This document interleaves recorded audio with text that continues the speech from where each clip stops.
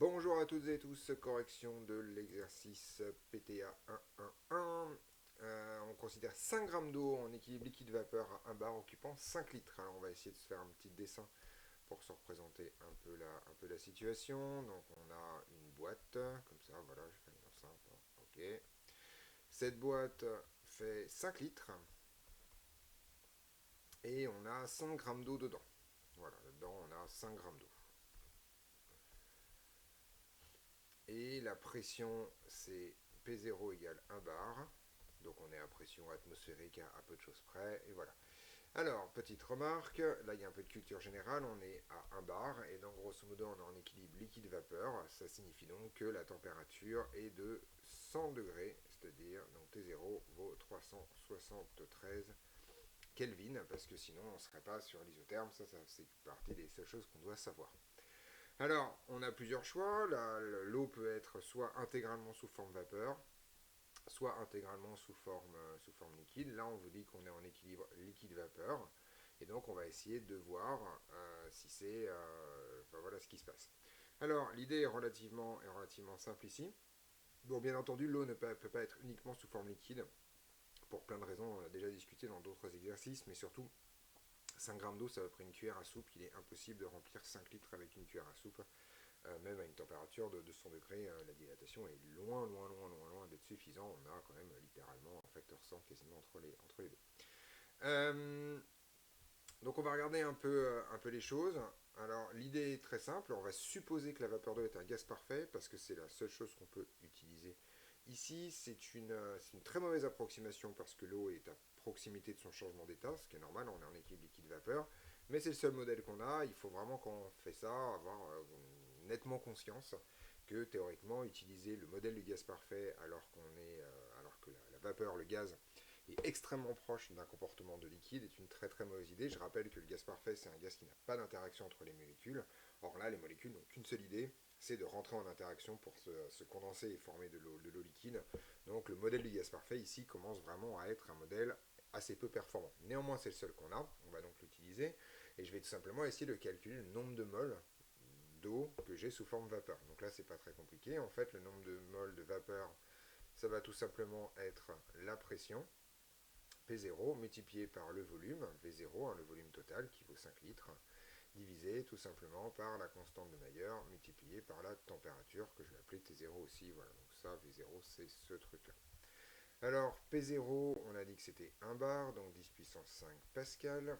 Le volume, c'est 5 litres, donc 5 10 puissance moins 3 mètres cubes, c'est un 3 ici. Voilà. Divisé par 8,31 et multiplié par la température, à savoir 373 Kelvin. Et 831, c'est des joules, mol moins 1, Kelvin moins 1. On voit que les Kelvin disparaissent, des pascals fois des mètres cubes, c'est des joules, donc on a bien des mols à l'arrivée. Je vais faire tout simplement le calcul. Donc 10 puissance 5 fois 5 exposant moins 3, le tout divisé par 8,31 multiplié par 373, et on trouve 0,16 mol. Alors, je vais quand même. Alors, moi, je ne connais pas le nombre de moles total d'eau, je n'en connais que la masse. Donc là, on a deux choix. Soit on calcule le nombre de moles total d'eau, avec 5 grammes, soit on calcule ça en grammes, ça revient au même. Moi, je vais calculer le nombre de moles total dans un coin ici. Je vais le mettre là. Voilà, N total.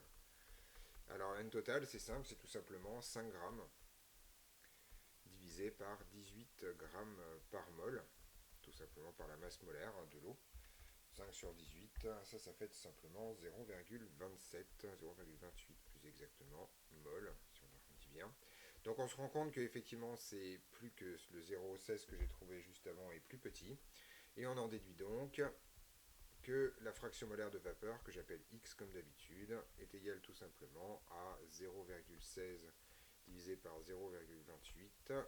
Et donc ça donne, alors je vais reprendre les résultats exacts pour ne pas cumuler les erreurs d'arrondi, et on trouve 58%. Donc on est à 58% sous forme vapeur et donc 42% sous forme liquide dans cette enceinte. Il faut bien comprendre que... alors petite remarque, j'ai fait une approximation ici que j'ai oublié de signaler, il faut quand même que je le dise, l'approximation que j'ai faite là. C'est-à-dire que la vapeur occupe un volume qui est en fait l'intégralité de V0. Or, si on réfléchit un peu, c'est pas tout à fait vrai, la vapeur occupe V0 moins le volume qui est occupé par l'eau liquide. Alors en fait, il s'avère que l'eau liquide ici, il y en aura à peu près 2,5 grammes, c'est la moitié, hein, grosso modo, et 2,5 grammes, ça occupe 2,5 millilitres, donc c'est quelque chose qui est en fait qui est 2000 fois plus petite que les 5 litres correspondants. En gros, vous avez de la rosée un peu sur les parois, quelque chose comme ça, c'est pas énorme. Et donc globalement, c'est une approximation qu'on fait assez régulièrement, de considérer que la vapeur occupe tout le volume, ou plus exactement que le volume de l'eau liquide est complètement négligeable. Et là ici c'est extrêmement vrai, il y a un facteur 1000 entre les deux, est complètement négligeable devant le volume total. Voilà. Donc voilà l'idée. Alors, on va donc continuer ensuite. Je vais donc noter quelque part ce résultat en disant que x valait au départ 0,58. Voilà, je pense que après tout le reste, j'ai ça sur mon dessin. Je vais supprimer ça pour garder un peu de place. Et, euh, et grosso modo, on dit qu'en fait, on compresse tout ça. Donc manifestement, une des parois est en fait un piston. Donc cette paroi-là, elle va pouvoir se déplacer. Et en fait, on va donc diviser le volume par deux. Et on le fait de façon isobare. Autrement dit, en fait, la pression à l'intérieur ne change pas. Alors là, il faut bien comprendre ce qui se passe, et pour comprendre ce qui se passe, il est toujours très très utile de faire un petit diagramme de Clapeyron, histoire de représenter la transformation en Clapeyron. On est dans un cas d'équilibre liquide-vapeur, donc je vous rappelle qu'on a trois parties dans le Clapeyron, ce qu'on appelle un diagramme d'Andrews. Donc la partie liquide ici, très proche de l'axe des ordonnées. Ensuite, la partie de coexistence liquide-vapeur, grande droite horizontale. Et ensuite, quelque chose où on est à peu près là, comme ça, voilà, hop, et puis on plonge ensuite pour faire une espèce d'hyperbole comme ça. Voilà. Donc, manifestement, c'est assez simple de savoir d'où on part. Si on exhume du liquide, on part à peu près de là. Ça, c'est l'état initial ça, c'est l'état initial, donc à 58% en fait de ce segment-là. Donc je vais leur donner des noms, je vais appeler ça L et V comme point. Donc on part ici du point I et on compresse de façon pour faire passer. Donc là ici c'est 5 litres. Hein, et on le déplace comme ça pour le faire passer à 2 litres, donc à peu près par là. Voilà. Alors, l'état final, on pourrait penser, en tout cas, il ne serait pas absurde de dire que peut-être on atteindrait un système où il y aurait quasiment que du liquide, ou en tout cas où le volume serait quasiment occupé par le liquide. C'est complètement absurde. Hein. Je vous rappelle que même si l'intégralité du système passe en liquide, on sera à 5 grammes d'eau, et 5 grammes d'eau, à peu de choses près, ça occupe 5 millilitres. On est extrêmement loin des 2 litres nécessaires. Donc on va encore une fois être dans un équilibre liquide-vapeur, et on vous demande de déterminer complètement l'état final. Alors, petite remarque, on a une compression qui est isobare, mais qui donc se fait, comme on reste en équilibre liquide-vapeur, cette isobare va aussi se faire de façon isotherme.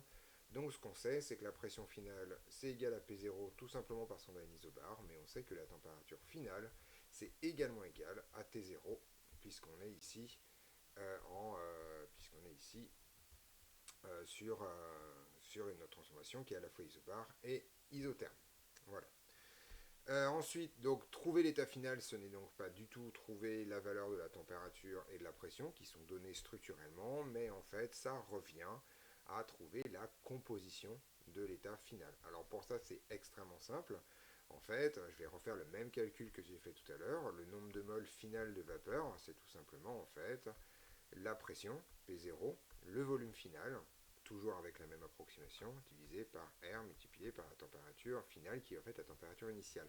Et ce dont on se rend compte, c'est qu'en fait, entre le premier et le deuxième, on a simplement modifié le volume, on est passé de 5 litres à 2 litres. En fait, on a pris les 2 cinquièmes de ça, et donc probablement, en fait, le nombre de moles final, c'est tout simplement 2 cinquièmes fois le nombre de moles de vapeur qu'on a utilisé tout à l'heure. Et donc, X final, la fraction de vapeur finale, c'est tout simplement 2 cinquièmes de la fraction de vapeur initiale que j'ai trouvée tout à l'heure. Voilà, c'est-à-dire 2 cinquièmes du 0,58 de tout à l'heure. Donc on est parti. Et on trouve donc 23%. Oui, c'est ça, 23%, ce n'est pas la moitié, voilà, c'est ça. Et donc on trouve 23% ou 0,23 en fonction de ce que vous préférez. Donc en gros, l'état final, ça va être ça. Et, euh, et donc, simplement, on a divisé la quantité de vapeur d'un facteur de cinquième. Et donc on a plus de liquide, donc qui occupe maintenant 77% du mélange, encore une fois avec un volume qui est extrêmement faible devant les 5 litres proposés, enfin pardon, dans les 2 litres pardon, proposés par notre système, hein, puisque globalement là, de cinquième, il reste 3 cinquièmes d'eau, voire 3 grammes d'eau, c'est-à-dire 3 millilitres. On vous demande finalement de trouver le travail reçu, le transfert thermique et la variation d'énergie interne. Donc ça va être relativement simple. En se souvenant d'un certain nombre de choses. Cette transformation, on l'a fait de façon isobar, d'accord. Et donc, pour faire ça de façon isobar en comprimant, c'est pas extrêmement compliqué. En fait, il suffit de faire ça de façon monobar, c'est-à-dire avec une pression extérieure qui va être la même que la pression intérieure. On va pousser doucement mais sûrement cette histoire-là.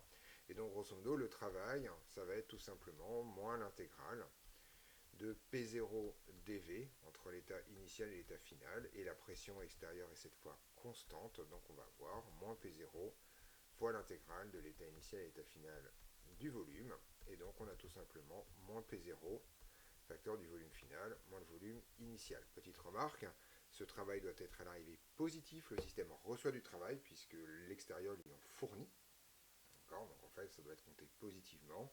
On peut faire l'application numérique, hein, ça fait tout simplement en fait 10 puissance 5 pascal, que multiplie la variation de volume, et la variation de volume en fait c'est moins 3 litres, si on regarde ça, d'accord. Donc, et comme le moins est devant, il disparaît ici, et 3 litres c'est 3 10 puissance moins 3 mètres cubes, et donc on se retrouve tout simplement avec 3 10 puissance 2 pascal, c'est-à-dire 3 pascal mètre cube, c'est-à-dire 300 joules. Donc le travail, en fait, entre l'état initial et l'état final, j'ai oublié mes indices ici, c'est tout simplement 300 joules. Bon, je vais noter là. C'est tout simplement 300 joules. On cherche le transfert thermique. Voilà. Alors pour le transfert thermique, c'est pas très compliqué. Il s'avère en fait qu'il va nous falloir une donnée qui est donnée dans le préambule. En fait, le transfert thermique, alors il y a plusieurs formules possibles pour calculer ça, mais comme on a un changement d'état qui a l'air essentiellement réversible, tout ça, et bien en fait, le transfert thermique entre l'état initial et l'état final, c'est tout simplement en fait l'enthalpie finale du système moins l'enthalpie initiale du système. Ça, par exemple, on peut utiliser pour retrouver ça le premier principe enthalpique qui dit que si on a une monobar équilibrée au début et à la fin, eh bien on a tout simplement que le transfert thermique c'est delta H. Alors en fait, ça c'est pas extrêmement compliqué. On va essayer de regarder un peu comment on trouve ça. Alors, ok, il y a une formule directe dans le cours qui vous raconte que grosso modo, cette chose-là, c'est tout simplement en fait l'enthalpie massique de changement d'état, l'enthalpie massique de vaporisation. Là, je vais la prendre en massique cette fois, voilà. Multiple, donc je vais le mettre en massique, excusez-moi, je fais le truc un peu mieux. Voilà, donc l'enthalpie massique de vaporisation multipliée par la variation de masse qui sont passés de l'état liquide à l'état vapeur entre l'état initial et l'état final. D'accord. Et en fait, ça on peut le réécrire autrement, on peut dire que c'est l'enthalpie de vaporisation multipliée par la masse totale, donc on connaît, hein, c'est 5 grammes, multipliée par la variation en fait de la fraction molaire de vapeur entre l'état initial et l'état final. Tout simplement parce qu'en fait, la masse qui a transité de l'état liquide à l'état vapeur, c'est tout simplement en fait la variation de la fraction molaire de vapeur fois la masse totale, ou l'opposé de la fraction molaire de la liquide fois la masse totale. Une fois qu'on a ça, bon, on a tout, parce qu'en fait le préambule vous donne la valeur de l'enthalpie de changement d'état. Alors je vérifie que je ne l'ai pas en molaire, on va regarder ça. Alors, on vous dit que l'enthalpie de vaporisation à 100 degrés, c'est 2,26 mégajoules par kilogramme. Donc maintenant, il n'y a plus qu'à faire l'application numérique. Donc on y va. L'enthalpie de vaporisation, c'est égal à 2,26 mégajoules, donc 10 puissance 6 joules par kilogramme. La masse totale, c'est 5 grammes, donc 5 10 puissance moins 3 kilogrammes, et multiplié par le delta X. Delta X, c'est pas très compliqué, c'est tout simplement 0,58. J'ai perdu mon X de tout à l'heure. Alors, c'était. Ça fait tout simplement. Alors, la variation, on est passé de. Il y avait une. Bon, ok, je vais la recalculer. Donc, c'était tout simplement, je vais l'écrire. Donc, 23,2 multiplié, enfin 23, j'ai mis 23 tout simplement, 23 moins 58 avec des zéros comme ça. 0,23 moins 0,58. On constate que cette quantité-là est négative, c'est normal. Votre système, en fait, en se condensant, va grosso modo expulser de l'énergie sous forme thermique. Il n'y a plus qu'à faire l'application numérique, donc 2,26. Alors j'ai directement mettre exposant 3 pour enlever les exposants, multiplié par 5 et multiplié par 0,23 moins 0,58 et on trouve un truc négatif qui vaut moins 300 ou 3,96 kJ, moins 3,96 kJ. On constate que cette énergie-là est très grande devant ce qu'on avait trouvé tout à l'heure pour le travail. Si je me souviens, pour le travail, je me souviens plus, je l'ai fait de tête, mais c'était quelque chose comme quelques dizaines de joules. Là, en l'occurrence, ici, on est de l'ordre du kilojoule, donc c'est bien le phénomène thermique qui est le plus important dans cette histoire. Il va me falloir le travail, j'aurais jamais... S'il est là, pardon, il est à 300 joules, voilà. On a 300 joules pour le travail et moins 3,96 kJ pour le transfert thermique. Vous voyez que le travail représente moins de 10% de l'aspect thermique dans cette histoire. Une fois qu'on a le travail et qu'on a le transfert thermique, il est extrêmement simple de calculer la variation d'énergie interne entre l'état initial et l'état final. C'est tout simplement en fait le travail reçu plus le transfert thermique reçu. Donc ici, l'énergie interne va diminuer tout simplement parce qu'en fait, on a expulsé une quantité d'énergie considérable et en fait, l'eau est quelque chose qui est une énergie interne qui est plus faible que le gaz. Voilà. Et donc on a obligé en fait finalement ce système à expulser une quantité considérable d'énergie. Et donc c'est tout simplement moins 3,95 plus 300. Et on trouve simplement moins 3,67 non, 66, pardon, je dis n'importe quoi, 66 enfin, kilojoules, tranquillement, dans cette expulsion. Donc ça, c'est la fin de l'exercice, on a la variation d'énergie interne. Petite remarque, si on voulait la variation d'enthalpie, elle est directement ici, ça correspond au transfert thermique. Ceci termine cet exercice, on se retrouve dans d'autres vidéos pour d'autres corrections.